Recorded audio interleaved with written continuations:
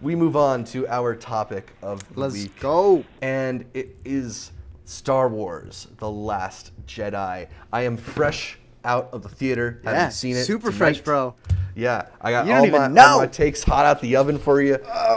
This is the new episode 8, directed by Rian Johnson, picking up from J.J. Abrams' episode 7. We're revisiting Rey, we're revisiting Poe, we're revisiting Finn, and everybody else, Kylo Ren and the gang, and Luke out on that island with his beard and general gruff disposition. Did Luke remind you of Peter Dinklage, or is that just me?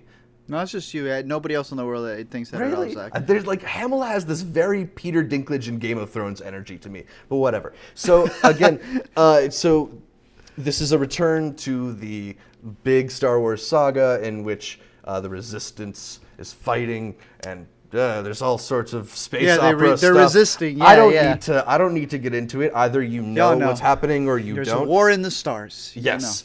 Art. What were your big impressions from The Last Jedi? What did you walk out of the theater feeling? Bro, if any of you have been to Chicago, Navy Pier IMAX has fixed their screens. They were fixing them all summer. They replaced the seats. They replaced the screen. So I was like, all right, I'm hyped. I'm ready to go there. I get there. They treat you well. We sit down, beautiful seats, beautiful screen. Turns out audio's missing. So what the heck is going on? It's like when you got your headphone halfway in. Yeah.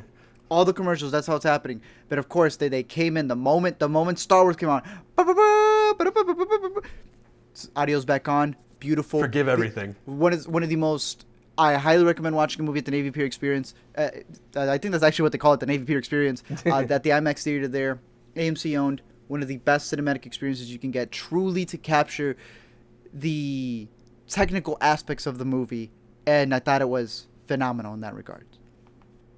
There's a thing called execution, and as someone who made a video trying to defend exactly what they're going for, I understand what they're going for. I'm all for what they're going for. But someone can tell a joke that's really, really funny and not deliver it the best way. And I think that is The Last Jedi, because The Last Jedi is clickbait. I don't want to hear any more Star Wars fans talking about my videos being clickbait when this movie has nothing to do with The Last Jedi. My man literally comes out at the end of the movie and goes, I will not be the last. First of all, it didn't even make any sense, Luke. Okay, you're going to die on an island?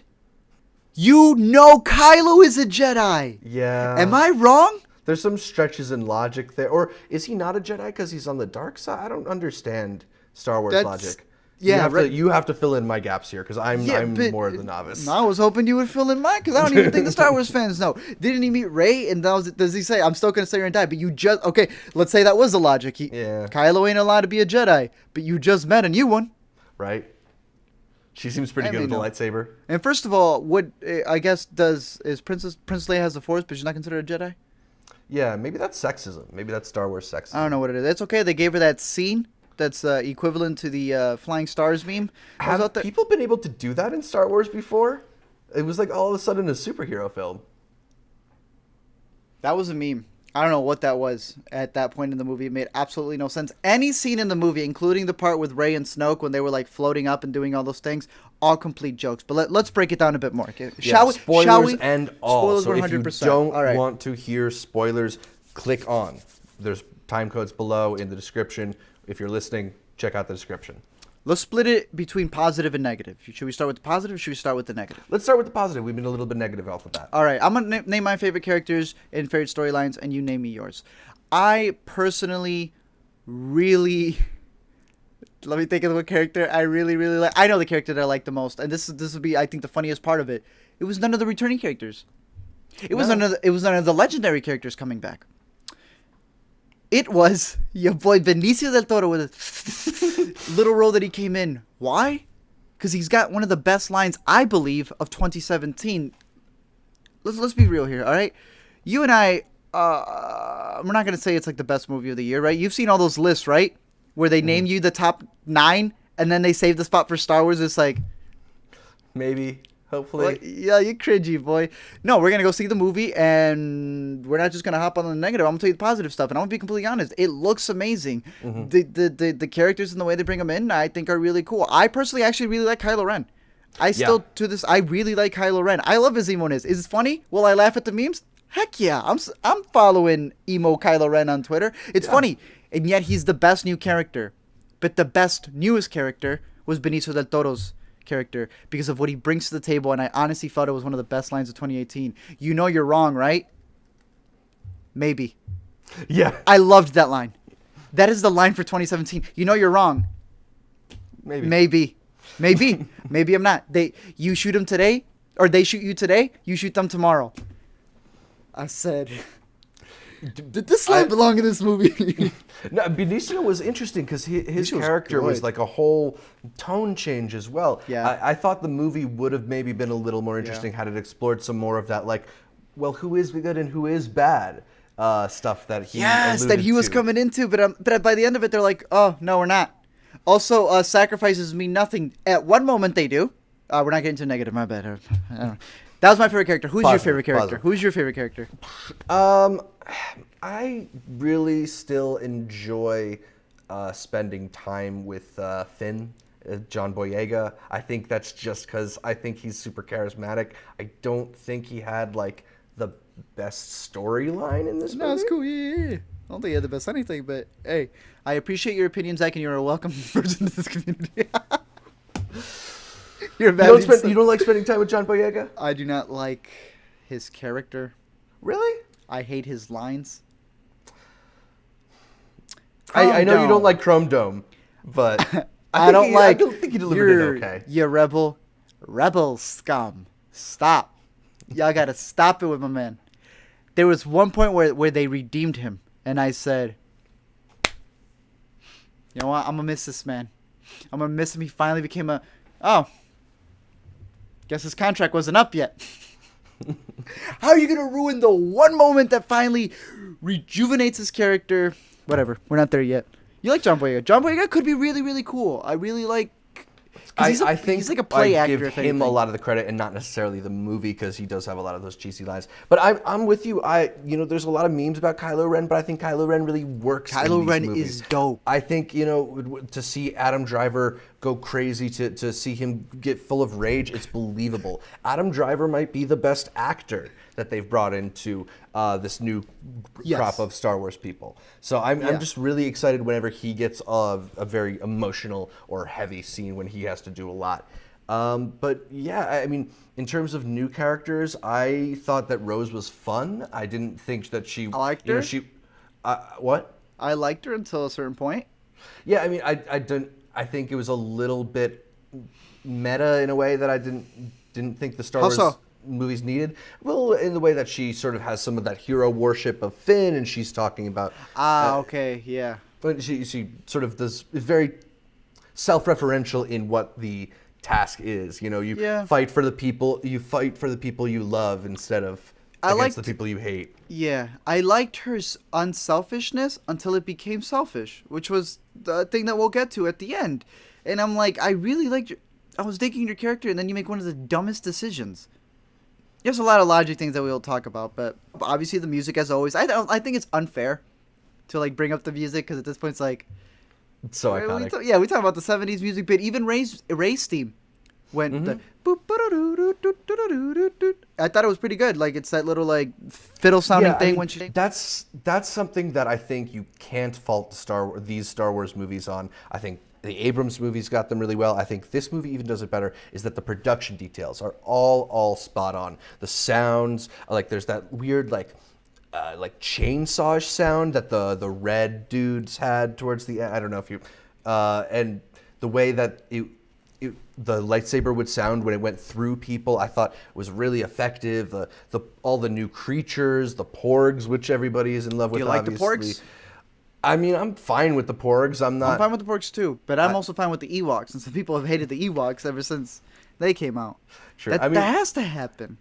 So for me though, like, and maybe I'm affected a little bit by who I saw the movie with, the audience I saw the movie with, but just I'm seeing a lot of the criticism of some things like Porgs, and it makes me remember that, for most people, Star Wars is this thing that you get attached to during your youth. Yes. You're young and you're filled with excitement and imagination from it. And there were kids in my theater who who loved the Porgs, loved the animal stuff, were reacting to a lot of the more physical humor in a way that reminded me, like, yeah, this is a PG-13 movie, but it really is kind of for kids. The kids, like, it's a family movie. Yeah, and it's really like, or is it PG-13 or is it PG? I think it's PG-13. Yeah, It's PG-13. Yeah, and it's, I think a lot of the creatures and the humor, even if I found some of it a little groany or a little bit too like calling attention to itself, I think it worked for what Star Wars tries to be. Yeah, and again, the whole message that this movie has been pushing forward, we always have seen Star Wars as a Skywalker storyline, right? Yeah. And now we realize that it's not, and they're branching out. And, it's like a lot of the people who are complaining about it, and this has been an issue, remember? Recently with the whole Meninism movement about women can't be the leads in Star Wars or whatever else, and it's sort of like, you want to see a woman. That's what I don't care who it is. I just want to see a Star Wars movie. Yeah. But I love the idea that they're pushing where it's like anyone can be a hero. And I really I loved that message in the movie. Yeah. And I know a lot of other people do too, but I truly believe the execution in it has really ticked people off. So what is it about the execution that is bothering you? Let's get a little into some of those All right, numbers. all right. What is it about the execution that you feel is off in Last Jedi? The fact that they wanted to troll you. Is it down to the title for you? Down to everything. Are you ready? Are we doing this? I'm speaking for all the people out there who I know how you feel. Those fans, shout out to my boy Ryan. I know how he feels, and he's the one who cares. I ain't even the Star Wars fan. I was hurting for them. All right, let me give you this right here, and I still appreciate the movie for what it is, and I really love what they're pushing forward. The final shot I think is fantastic. Rey's revelation, Do you remember How I Met Your Mother? The show How I Met Your Mother was 9 seasons about how I met your mother. But it was all put into our minds with the casting and all the rumors and everything that it was, that the final 9th season we were going to spend time with the mother. And then we don't until the final episode. And this isn't to spoil How I Met Your Mother. Highly recommend the show as well. It's not really much to spoil. But what upset people the most about How I Met Your Mother was that they decided at the end to just dupe them, and while the whole last season it was all in the course of a day, remember? Yeah. I don't know if you finished it. Yeah. The last season, all the episodes were supposed to be hours within a day, and then the final episode is an hour-long episode that covers 2 decades, and it ticked people off. But that final episode, if it were stretched out, is actually really enjoyable. How they flesh out the characters, how they flesh out everything. It actually all makes sense. What happens with the mother, but it's the execution of having it all go like that. Yeah. That is what I mean when I'm talking about Star Wars. You cannot set up for people to wonder who Rey's parents are. Ooh, but we didn't tell them to. Yes, you did. When you come out with articles stating that when she was hearing voices, we got Ben Kenobi. Yes, the older, I'm forgetting his name and I feel really bad, but the older actor who played him, plus your boy from the new ones, Ewan McGregor. Yeah. And combine the voices to create a phrase. Y'all got to stop right now. You are implementing in their minds that Rey's parents have to be somebody. Okay? Let's move on to the next one. That Poe is now this heroic, that Poe is the best person in the galaxy when it comes to like shooting, and he doesn't make any mistakes. I'm actually okay with now seeing this story arc where he does make mistakes and he learns by the end. But you flipped it on us. I'm okay with one. And I'm actually okay with all of them separately. But when they do it over and over and over and over and over again, Snoke is this crazy villain, and we're going to see so much of him. We killed him right away. Isn't that so cool how we keep subverting the stuff? Luke, we're going to end it with him getting the lightsaber. Oh, didn't you all wait for 2 years? And then you get what I mean? At a certain point, one of them alone would have been okay. But, and I'm speaking for them. It's a little bit frustrating when a movie tries to say that something's very important, whether that's through dialogue or through the way it's shot, and then it just ignores that. I think TV has been the worst offender of this over the years, where sometimes they'll have a cliffhanger ending, and the next episode you'll come back, it's like, oh yeah, that thing, it wasn't a big deal. That wasn't important. It was just to get you to come back. Yeah, exactly. And obviously the ending of The Force Awakens with Rey handing the lightsaber and hoping that Luke will take it from her is a really, really cool place to leave that story. But it it's feels a slap lesser. in the face. It feels worse when you then follow that moment by him taking it and throwing it over his shoulder. I mean, granted, I got a chuckle out of that because I was really not expecting that in the moment. Yes. But I didn't think that was necessarily adding to the story. I mean, it lessens the Force Awakens. Sequels should make the previous ones better. The Planet of the Apes trilogy, the newest one, I feel each one adds to its predecessor. Right. This one takes away from it.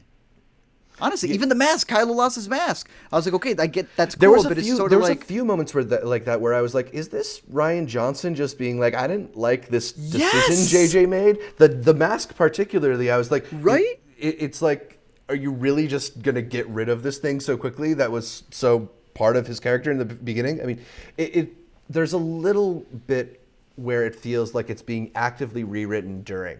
Yeah, it kind of feels like that. Which I think it was for me when the movie feels a little bit worse. There's some weird transitions. I don't know how Rey gets from her fight with Kylo back onto the Millennium Falcon, but you know, or how she gets lost while she was fighting everyone. She literally was over here. She's like, "Where are the life forms? How about you follow that huge gun that they just cemented? Right. It's a plateau, guys. Like it's a tundra. How'd you get lost? Yeah, something. The water scene with the rocks. Yeah. Where she gets wet and all of a sudden, watch that scene again. And try to understand what the heck the editor was going for. There's some very weird cutting, and I think some of the weird cutting was on purpose, but like... No, we need an ultimate cut. You know, you don't really, like... DC has to buy effective. Disney so we can get those ultimate cuts. That's what needs to happen. Yeah, I mean... Now... So... Go ahead. Do you feel that the movie, like, and you did bring it up, you felt like a lot of it was rewrites. Do you feel that it disrespected, which is what a lot of Star Wars fans feel, that it was disrespecting the franchise? Do you think it hurts the franchise? I added that I do believe that it's going to add to it, but I believe with scenes like when Rey is talking to the dark side and says, "What are my parents?"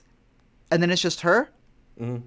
Is that the movie trolling? Is it, at a point, is it the movie trolling the fans? There was a scene, and I'm going to let you...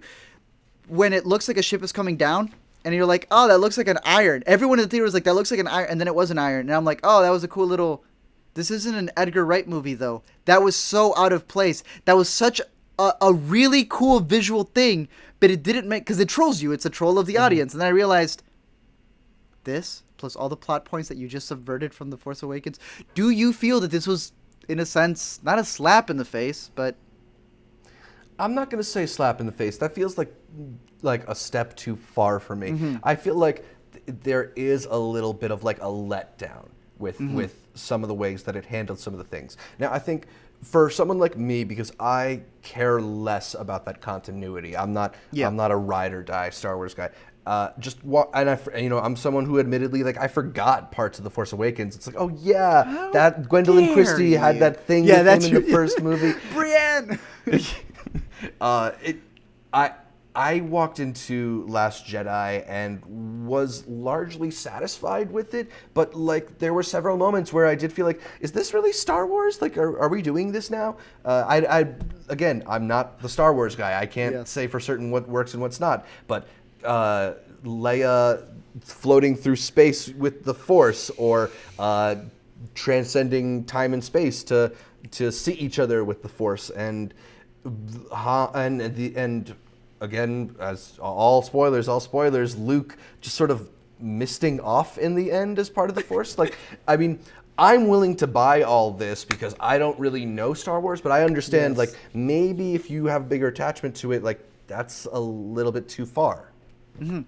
No, I agree with you. At a certain point, like I said, I'm with you. I'm not even the biggest Star Wars fan, but I was sitting there and I was feeling like those, like, you know, those white girls, the SJW white girls who, like, argue for people, and then the person's just like, I don't need you to fight for me. No, you're being oppressed. At a certain point, I was just like, this is not fair for the Star Wars fans. I was telling my buddy taking after up the fight for yourself. Yeah, I was like, did you like that movie? He's like, yeah, dude, it was so awesome. I was like, no, you cannot like it. It goes everything you believe. Let me tell you why that's wrong. You should be offended. Yeah. No, there's so many good things that happen in the movie. The sequences, like with with Rey. I thought some of the lightsaber fights were some of the coolest lightsaber That's fights exactly I'd what seen. I'm getting to. Yo, lie to me and tell me that Snoke looked like a ball sack, and then Yeah. he died, and I get it. That was like the trope. Y'all thought he was big and he wasn't. Okay. Yeah.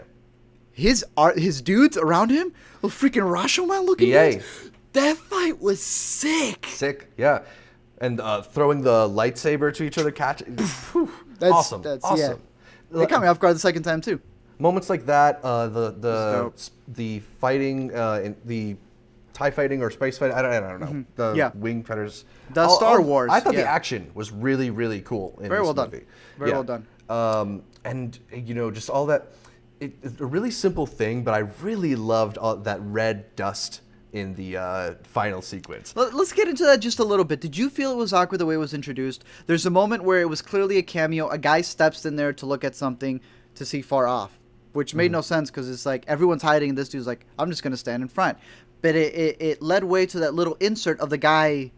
I thought it was blood at first, and I see this guy licking it. I'm like, why would you lick it? Yeah.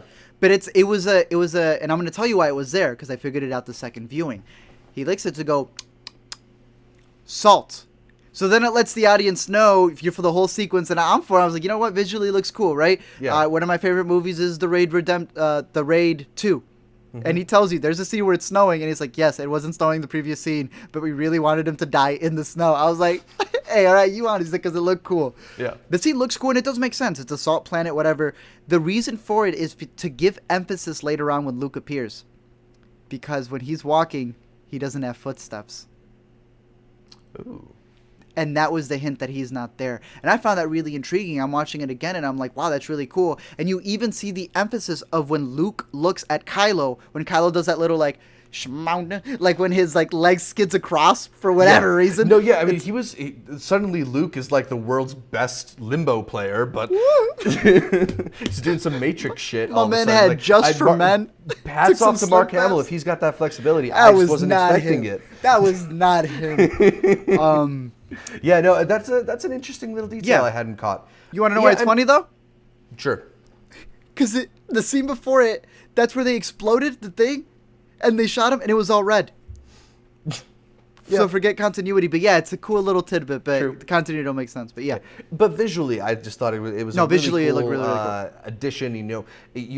The trouble with a lot of these space-themed movies is sometimes there's a sameness to how they look, and there was not a sameness to this. I thought we'll see this scene and go, hey, yeah, I remember that fight.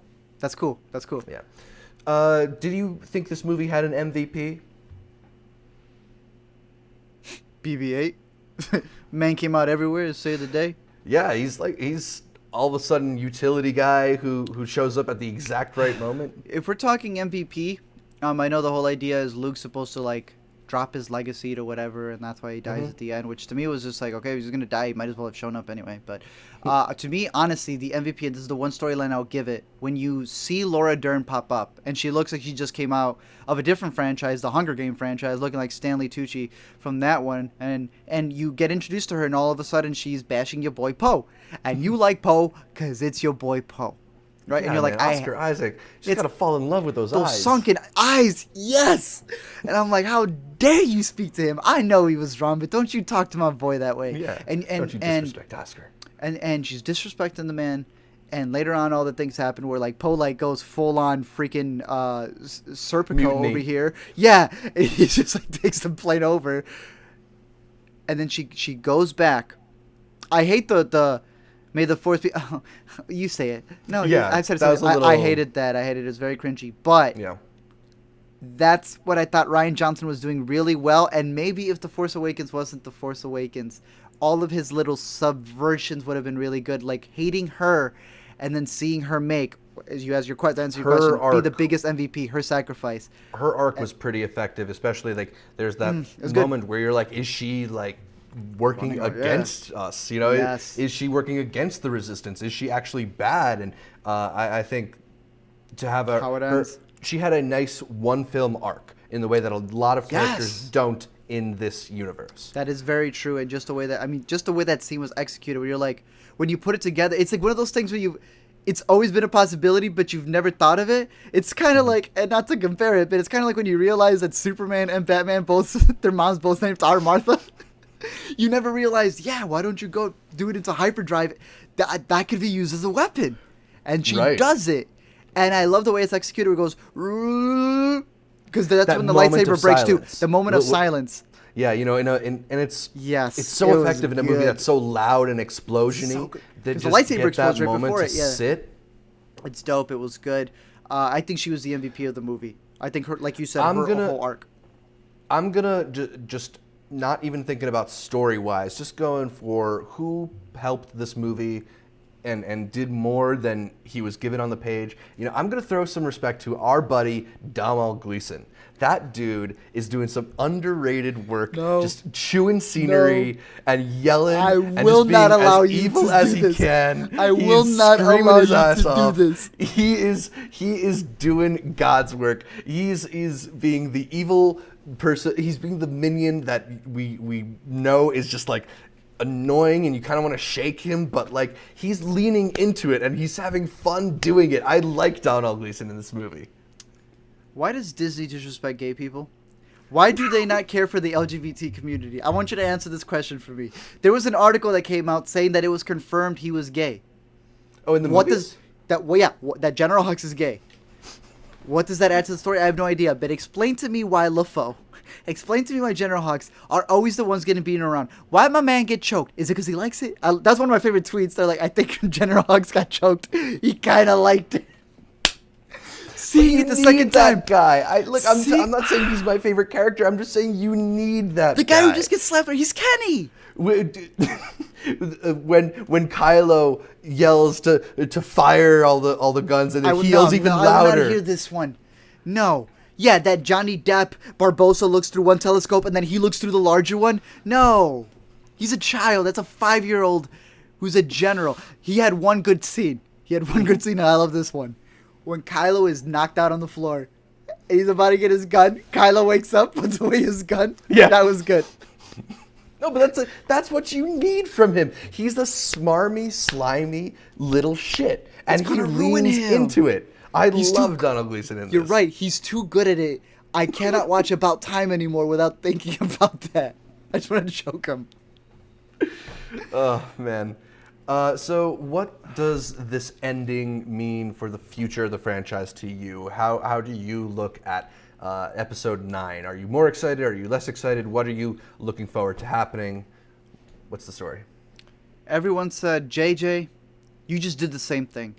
Get out of here. Rian Johnson, he's going to do something. Rian Johnson, you were way too different. Someone bring JJ back. And now they're glad. Remember when JJ was confirmed and they're like, really more of the same? Those people are deleting those blogs right now as we speak.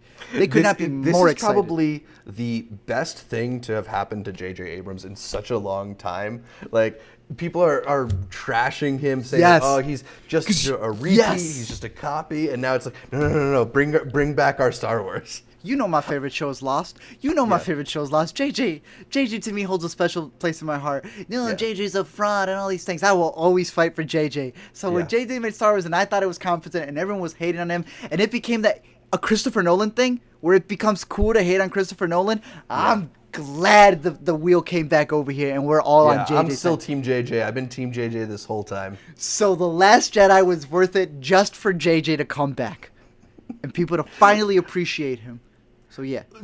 Does this make you less excited for Rian Johnson's trilogy? Yes. No. Yeah. Kind of. Really? A little bit. So for me, I think I'm more excited because I kind of feel like the only things he maybe did wrong was taking over somebody else's property, but there's so much of his original stuff there that's good. Yes, like we said, if he's able to bring in original characters and do story arcs like that, the characters he introduced, we actually liked them. The ones that were his, we actually liked. Benicio, and Laura Dern's character. So maybe you're right. Maybe. You're not going to follow 3 movies about Benicio del Toro, if that's what he has in store? I'll follow a franchise with Benicio del Toro. I'll follow the miniseries. I liked him. That was some great acting right there. I legit thought Benicio del Toro had a list. I was like, has he been hiding it this whole time? Is he glitching? What's going on? But I guess. It depends. Now I get this whole idea of straying farther away from the Skywalker franchise. Mm-hmm. And while I'm for it, I wish they didn't do the fans dirty. I get why fans are upset. And it sucks because there's such a good message in this movie about anyone being able to be a hero. Yeah, I mean, I feel like I can understand some of the upset if you're like really, really attached to the material. they're I'm the ones who make not. it. So I don't know. For me, like I enjoyed this movie. I'm still with it. I liked it more than The Force Awakens, and Oh, really? I would say that I'm probably more excited for Rian Johnson's trilogy than I am Episode 9. All right. Yeah, I mean we'll see, but We'll see, I think there's a lot of inventiveness here, and There is. I think it'll be exciting to really step away from the Yeah. Skywalker saga. But I think you and I can agree. I think one thing that was really interesting and exciting about this one is it really felt like it was bringing a lot of stuff that was introduced in the last one to a close. And we're really moving forward in the franchise now, and I think it's going to be exciting. It's going to be really, really feel. It's going to carry less of a burden than these last two films did, I believe. Let's do it.